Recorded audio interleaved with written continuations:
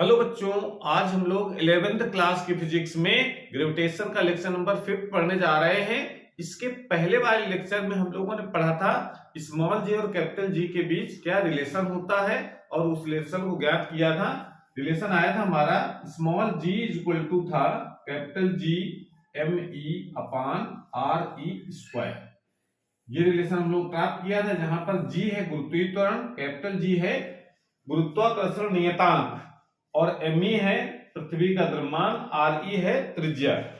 जी का मान, M E का मान, आर ई का मान जब रखेंगे और सॉल्व करके निकालते हैं तो इसकी वैल्यू लगभग निकल करके आती है 9.8 मीटर प्रति सेकंड स्क्वायर। ये निकल करके आती है। तो इसका ये मतलब नहीं है कि जी का मान फिक्स हो गया है। कैपिटल जी की वैल्यू तो फिक्स होती है 6.67 10 घात -11, लेकिन इसकी वैल्यू फिक्स नहीं होती है। ये पृथ्वी तल पर इसकी वैल्यू हम लोग इतनी लेते हैं, लेकिन पृथ्वी तल से जब ऊपर जाते हैं या पृथ्वी तल से नीचे जाते हैं तो जी का मान बदलता है। तो क्या कैसे जी का मान बदलता है, कहां पर ज्यादा होता है, कहां पर कम होता है, इसके बारे में आज हम लोग डिटेल में पढ़ेंगे कि गुरुत्वीय त्वरण के मान में परिवर्तन किस प्रकार से होता है। तो इसके परिवर्तन के 4 कारण हम लोग पढ़ते हैं।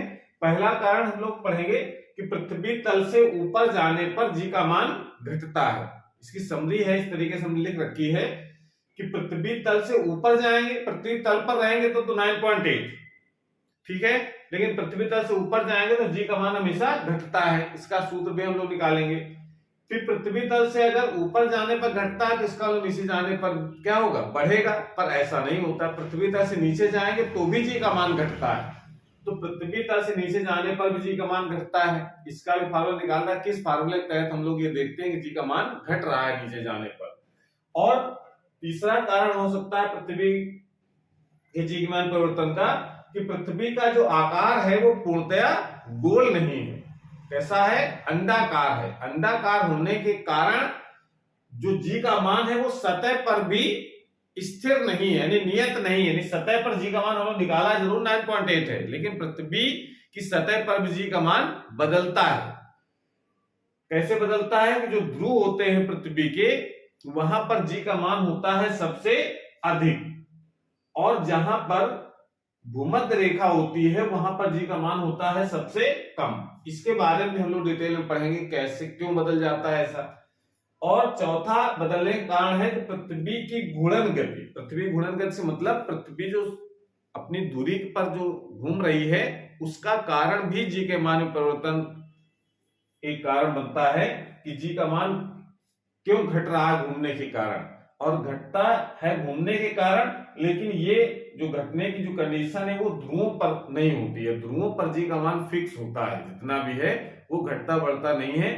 लेकिन अगर पृथ्वी की ध्रुवों के अलावा और किसी सतह पर अगर होंगे तो जी का मान घूमने के कारण कम हो जाता है। अगर पृथ्वी घूमना बंद कर दे तो जी का मान फिर सब जगह नियत हो जाए। कहां पर, सतह पर। सतह पर जी का मान सब जगह नियत हो जाएगा, ठीक है ना। लेकिन घूमने के कारण जी का मान घटता है। तो ये सब रीजन हमको जानने हैं डिटेल में।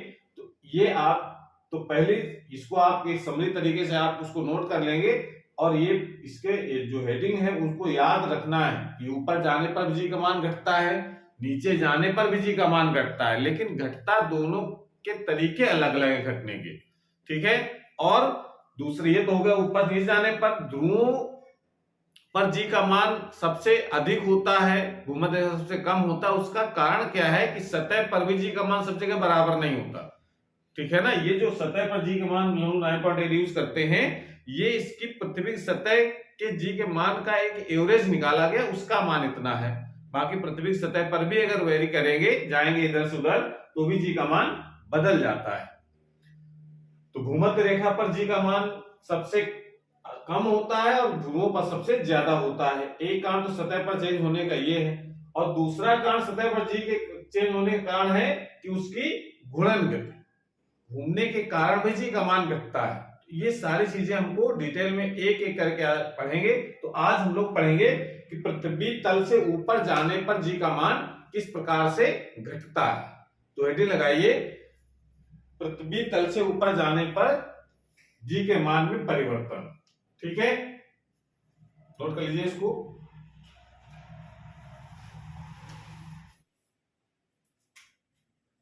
तो हेडिंग लगाते हैं हम लोग। पहला केस है हमारा पृथ्वी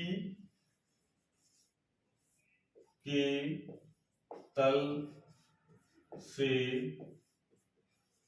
ऊपर जाने पर जी के मान में परिवर्तन।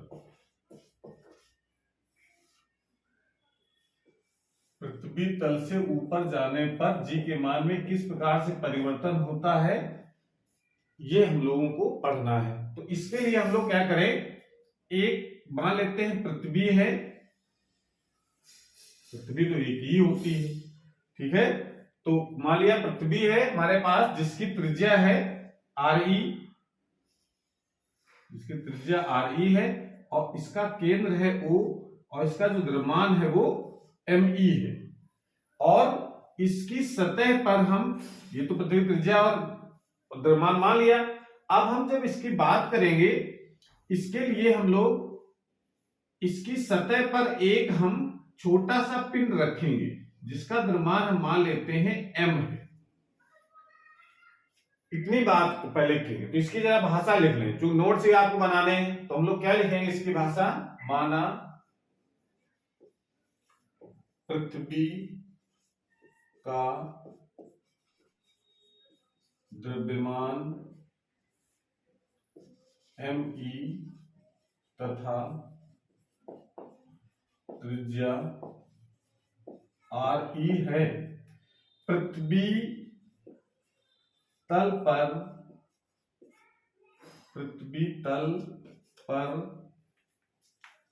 गुरुत्वीय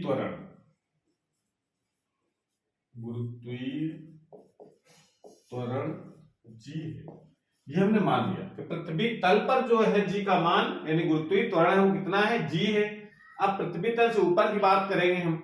तो पहले जरा ये देखो, जब हम पृथ्वी तल पर अगर कोई पिंड रख दें तो इस पर दो बल कार्य करते हैं। एक तो हम लोग दो बल कार्य करते हैं, इस पर बल तो एक ही काम करता है, लेकिन उस बल को दो तरीके से निकाल सकते हैं। जैसे हम पृथ्वी तल पर कोई पिंड रखते हैं तो पृथ्वी क्या करते हैं, उसको अपनी ओर आकर्षित करती है। जिस आकर्षण बल से आकर्षित कर, उसको हम लोग क्या कहते हैं, भार। और भार का सूत्र क्या होता है, M × G, जितना द्रव्यमान और कितना गुरुत्वीय त्वरण है। एक तो M × G, ये भी एक भार हो गया जो पृथ्वी जिस बल से उसको आकर्षित कर रही है। इस बल को हम लोग हम लोगों ने पढ़ा है न्यूटन के गुरुत्वाकर्षण का नियम, उसके मदद से भी हम लोग निकाल सकते हैं गुरुत्व बल कितना काम कर रहा है, ठीक है ना। और गुरुत्व बल कितना काम करता है, Gme/r², जो हम लोगों ने न्यूटन के गुरुत्वाकर्षण के नियम से पढ़ा है। वो दोनों जो कि एक ही बल, एक ही वस्तु पर लग रहे हैं दोनों बल, तो इसका मतलब दोनों कैसे होंगे, इक्वल होंगे। तो इसको, इस चीज को हम लोग क्या लिखें आगे, कि जब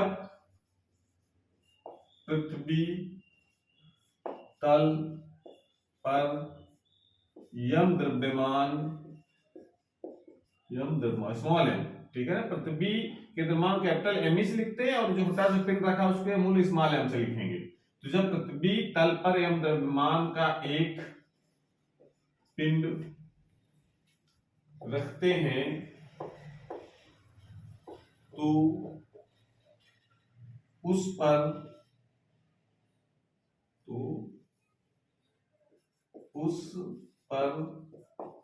कार्य करने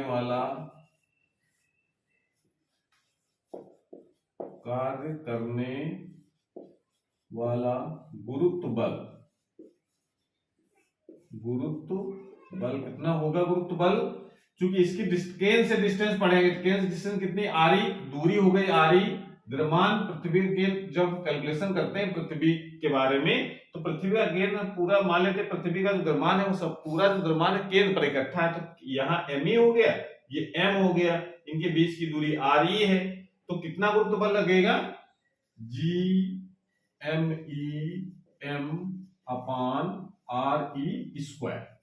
इतना तो लगेगा।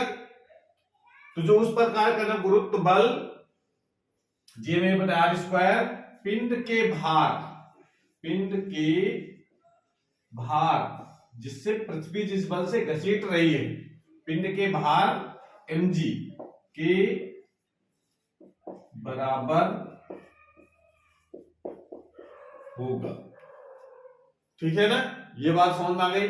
मतलब पिंड जो हमने रखा उस पर लगने वाला जो बल है वो दो तरीके से निकाला, एक न्यूटन गुरुत्वाकर्षण से निकाला Gm1/r² से वो बल का मान, और एक पृथ्वी उसको घसीट रही है अपनी तरफ जिस बल से, उसको हम लोग भार कहते हैं, तो उस पर भार कितना लगेगा m × g। तो इसका मतलब है ये जब मेथड फॉर्म लिखेंगे क्या लिखा जाएगा, mg = लिखेंगे हम लोग Gm/r²।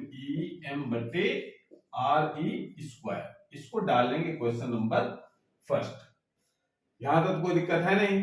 अभी तो बात कर रहे थे पृथ्वी तल पर हमने पिंड रखा, अगर हम ये कह दें कि आप जरा पिंड को खिसका करके ऊपर ले जाएं हम, ठीक है ना, ऊपर जब ले जाएंगे तो ये पिंड यहां ना होकर के कहां हो गया, मान लो यहां हो गया, इस जगह, इस बिंदु P मान लेते हैं जहां पर हमने इस पिंड को रखा है, जिसकी दूरी है इस सतह से h। तो इस पिंड की दूरी कितनी हो जाएगी केंद्र से, re + h। तो यहां जब ऊपर ले गए तो हमने मान लिया कि पृथ्वी सतह पर तो इस गुरुत्वाकर्षण g था, पृथ्वी तल से ऊपर गए तो g का मान बदल गया। अब घटा के बढ़ाइए हमको नहीं मालूम, ठीक है ना, हम ये मान के बदल गया, तो बदल कितना हो गया g', तो g' हो गया, तो गुरुत्व बल और भार कितना होगा ये निकाल लें। तो क्या लिखे हम लोग, जब पिंड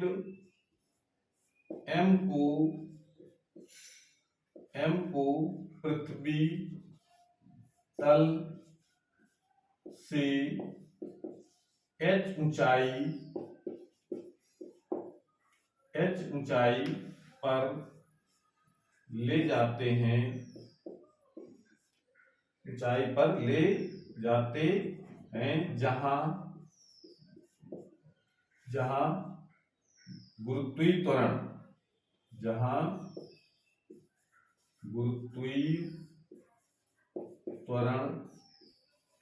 g' है, ये मान लिया g'। अब g' का मान बढ़े घटेगा ये कैलकुलेशन निकलेगा बाद में,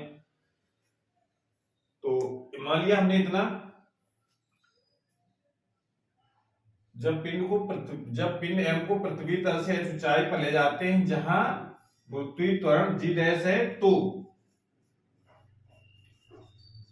पिंड पर कार्य करने वाला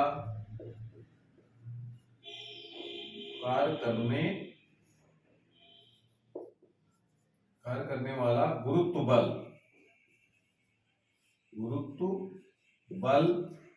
Gem/re+h।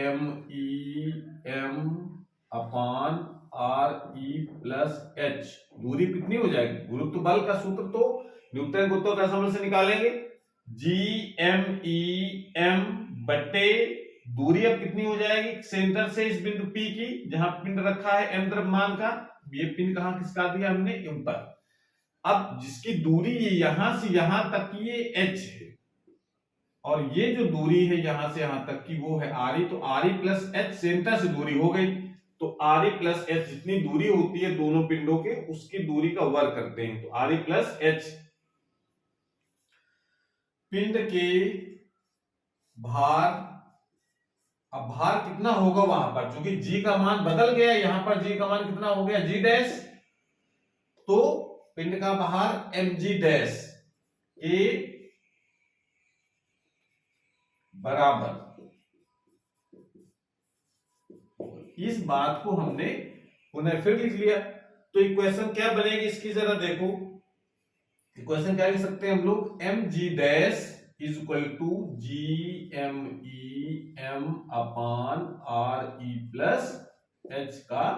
Gem/re+h², ये लिखा जा सकता है। इसको इक्वेशन नंबर डाल सकते हैं सेकंड। यहां तक कोई दिक्कत नहीं है, इसको नोट कर लीजिए पहले।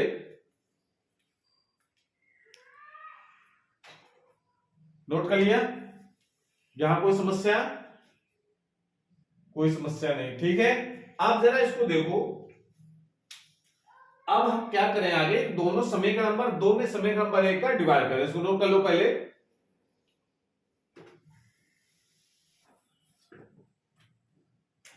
समीकरण 2 में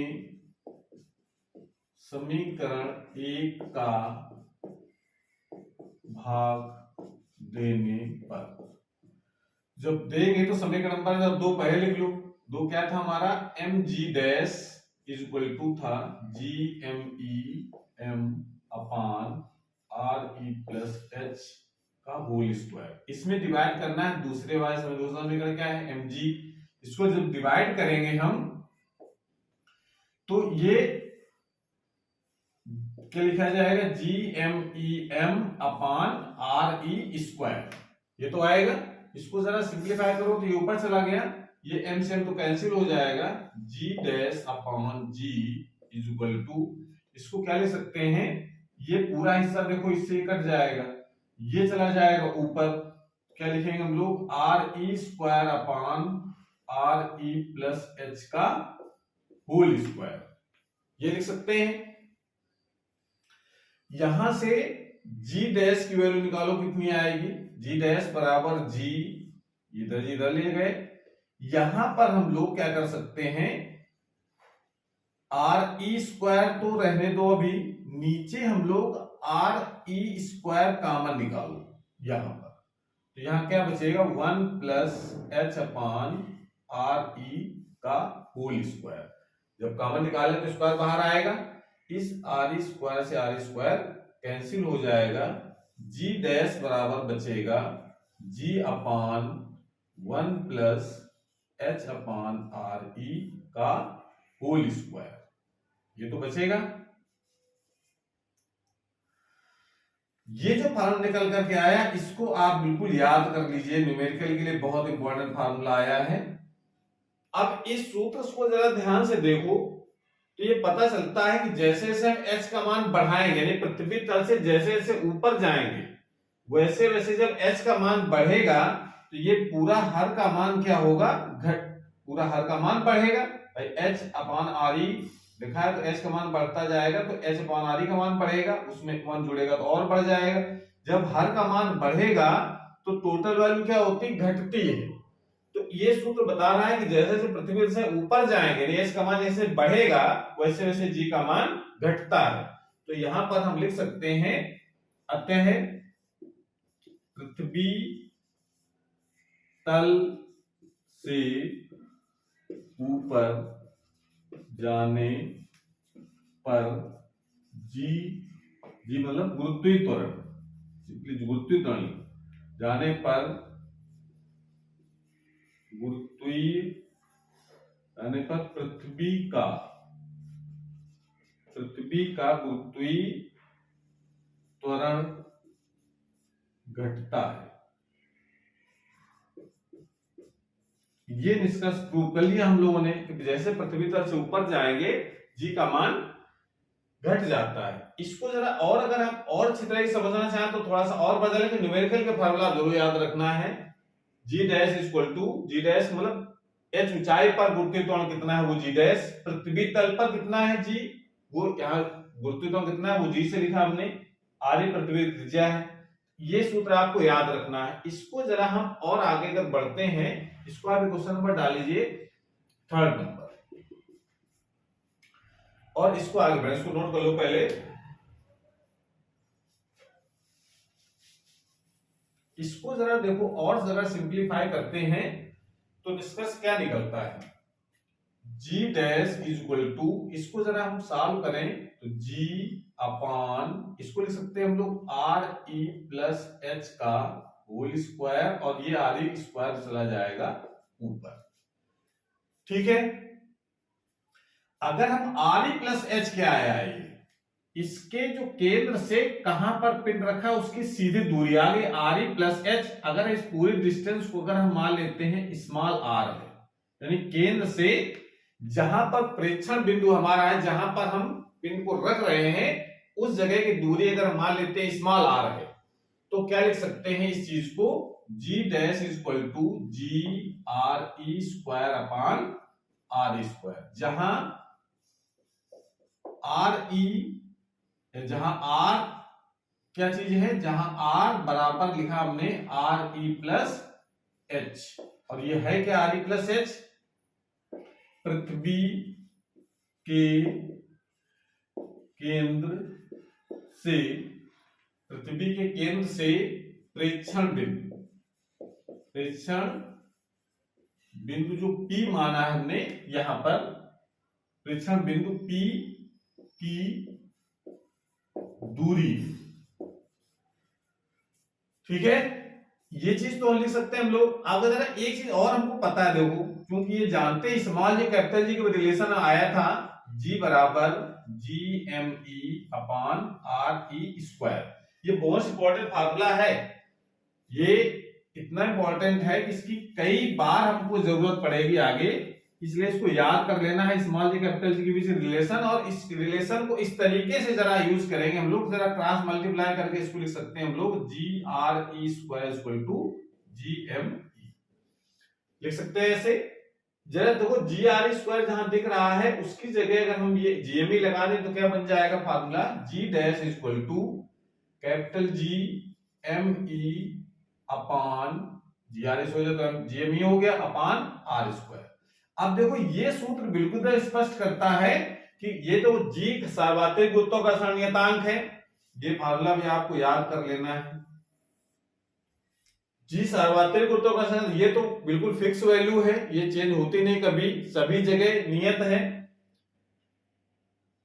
और ME पृथ्वी का द्रव्यमान, ये भी चेंज नहीं होता है। तो इसका मतलब है कि केंद्र से जितनी दूर जाएंगे, R क्या है, केंद्र से दूर जाने के, पृथ्वी से बाहर अगर जितनी दूर जाएंगे वैसे वैसे G का मान क्या होता है, घटता है। यानी सिंपली कह सकते हैं कि G जो डैश है वो इनवर्सली प्रोपोर्शनल है R स्क्वायर के, कि जैसे जैसे दूर जाओगे पृथ्वी से वैसे वैसे G डैश का मान यानी पृथ्वी का गुरुत्वीय त्वरण वो घटता है। तो यहां से स्पष्ट हो रहा है कि पृथ्वी तल से ऊपर जाने पर G का मान घटता है, ठीक है। ये निष्कर्ष हम लोगों ने निकाल लिया। तो ये चीज तो क्लियर हो गई कि पृथ्वी तल से ऊपर जाने पर G का मान घट जाता है, ठीक है। एक चीज और हमको समझना है इसमें, इतना पहले नोट कर लो। उसके बाद इसमें जो अभी हम लोग नंबर 3 जो क्वेश्चन निकाली थी, नंबर 3 कौन से तो निकाली, जरा ध्यान दो। क्वेश्चन नंबर 3 लिखा था हमने, G dash is equal to G upon 1 plus H upon RE, H upon RE का होल स्क्वायर। इसको जरा थोड़ा सा और आगे हम बढ़ते हैं, ठीक है ना, इस इक्वेशन से और आगे बढ़े। तो बढ़ने का यहां पर उद्देश्य ये है कि इसको हम लोग ऐसे लिख सकते हैं, G dash is equal to G, और इसको लिखा जा सकता है 1 plus H upon RE, sorry यहां पे स्क्वायर लगेगा, RE का होल की घात -2, ऐसे लिख सकते हैं। यहां तो कोई दिक्कत है नहीं। अब जरा यदि कंडीशन यहां पर लगाएं, ये स्पेशल कंडीशन है, ये हर समय याद रखिए, ये सूत्र सब जगह लागू होगा, लेकिन ये जो सूत्र हम बनाने जा रहे हैं ये स्पेशल कंडीशन है कि यदि H का मान पृथ्वी की त्रिज्या से अगर बहुत छोटा है, यानी बहुत ज्यादा ऊंचा, पृथ्वी की त्रिज्या कितनी, 6400 किलोमीटर, तो 6400 किलोमीटर की तुलना में अगर हम 200-300 मीटर ऊपर चले जाएं, तो 64 से तुलना में 200-300 मीटर तो बहुत छोटी राशि है। तो उसको अगर हम ऐसा मान लें तो G के मान को कैलकुलेशन करना थोड़ा आसान हो जाएगा। 200-300 मीटर जाना है, 400-500 मीटर जाना है, तो इतना बवाल नहीं करना पड़ेगा। उसके लिए फॉर्मूला बनाने जा रहे हैं कि अगर बहुत कम है तो H अपॉन RE की वैल्यू भी बहुत कम होगी। H बहुत कम है तो RE का मान बहुत ज्यादा है, डिवाइड करेंगे तो बहुत वैल्यू कम आएगी। जब बहुत वैल्यू कम आएगी तो इसको द्विपद प्रमेय से प्रसार करने पर इसकी जो अधिक घातें आएंगी उसको छोड़ दिया जाएगा। तो हम लोग क्या लिख सकते हैं इसको, G dash is equal to G, द्विपद प्रमेय का प्रसार पता है ना क्या होता है, 1 प्लस x की power n is equal to 1 plus nx, और प्लस और आता है, लेकिन फिजिक्स में हमको केवल जो x की वैल्यू बहुत कम है तो स्क्वायर आएगा, स्क्वायर बाय टर्म क्यूब आएगा, फोर्थ घात आएगी, तो उसको दे दे क्या करते थे हम लोग, जीरो मान लेते हैं, तो वो खत्म हो जाता है। केवल द्विपद में हमको केवल सिंगल घात वाला टर्म लिखना है। तो इस वही एक्सप्लेनेशन में करना है। तो 1, अब यहाँ पे माइनस लग जाएगा क्योंकि घात माइनस की हो गई, तो -2h अपान RE।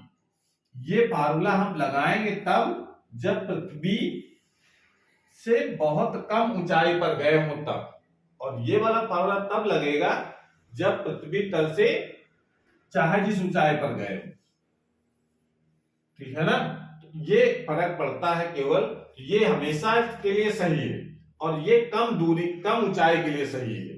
तो कम ऊंचाई की जब बात करेगा तो इस वाले फार्मूले से हम लोग कैलकुलेट कर सकते हैं, आंसर लगभग बराबर आ जाएगा इस वाले से। इस वाला ये वाला सूत्र तो हमेशा लागू होगा, ठीक है ना, ये सूत्र हमेशा लागू नहीं होगा, सिर्फ कम ऊंचाई के लिए लागू होगा।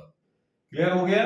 तो ये चीज आपको, ये सूत्र तो बताता है जैसे जैसे h का मान बढ़ाएंगे वैसे वैसे ये पार्ट पूरा बढ़ेगा, और बढ़ेगा तो 1 में उतना ही ज्यादा कम होगा, तो g डैश की वैल्यू उतनी ही कम हो जाएगी, यानी पृथ्वी तल से जैसे जैसे ऊपर जाएंगे g का मान घटता है।